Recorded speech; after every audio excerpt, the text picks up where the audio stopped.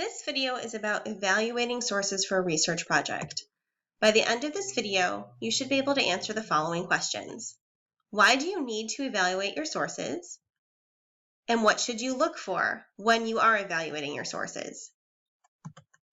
Here's a situation you have probably faced before. You are assigned a research paper on a certain topic. You go to the library and search its collection for sources. You find dozens of books about the topic. But you don't have time to read through all those. You scan the tables of contents and the indexes in the books, but you can't tell if the information is even relevant to your specific approach to your topic. And some of the books are pretty old. Is their information still current?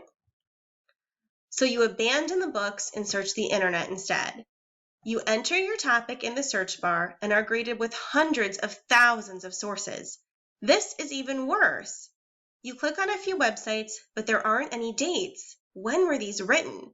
And some of them don't even have authors, and others look more like advertisements than articles. How can you tell if these sources are even worth looking at? Will they be any help to your paper at all?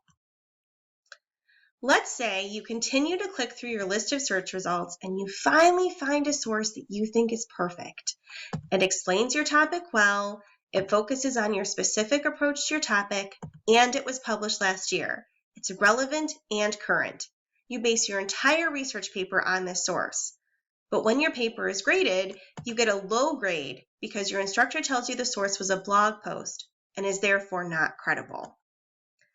Credibility means that the source is written by a true expert. Today's internet, with all its blogs and wikis, allows anyone to post content. Think about it. What's stopping you from writing a blog and claiming that you are an expert on brain surgery or rocket science? With a great sea of information out there, it's hard to tell which sources are good and which aren't. That's why it's important to critically evaluate your sources to make sure they are credible and appropriate for a research paper.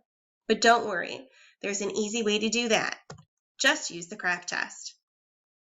The CRAP test is 5 different criteria that you should look for when evaluating a research source. We'll go through each one individually. So the C in CRAP test is for currency. When looking at your source, ask yourself, how recently was the source published, and can you even find a publication date? Then move on to R for reliability. Is the information in your source supported by evidence, and can the information be confirmed by other sources? And then consider if the information is balanced or biased. Then you can move on to A. A is for authority. Who wrote your source? Is this author an expert? And does the author include any credentials? The first P in the CRAP test is for purpose. Who is the intended audience? What is the author's intent? And does the author have a vested interest?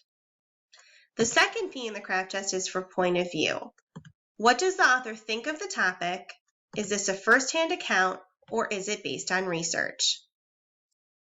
This was just a brief overview of the CRAP test. Another video will show you how this CRAP test is used by looking at a specific source to help you see how using the CRAP test can help you identify if a source is appropriate or not.